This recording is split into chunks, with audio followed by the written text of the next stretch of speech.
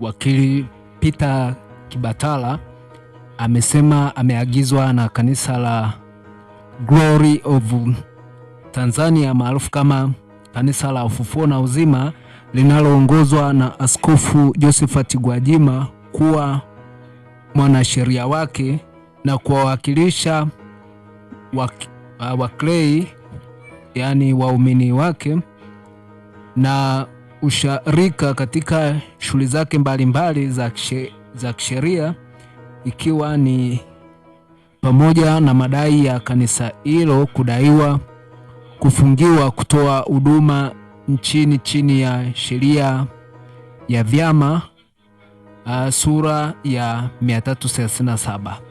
Katika ujumbe uliochapishwa kwenye mitandao yake ya kijamii pamoja na mambo mengine, Kibatala amesema kuwa wateja wake kadhaa walikamatwa wakiwa wamekusanyika kwa lengo jema usiku wa Juni 2 mwaka huu.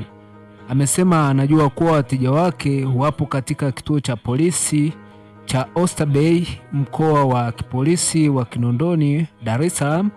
Amesema tayari amemteua wakili kutoka ofisi yake ya sheria kutoa uwakilishi kwa ukamilifu kwa waumini hao.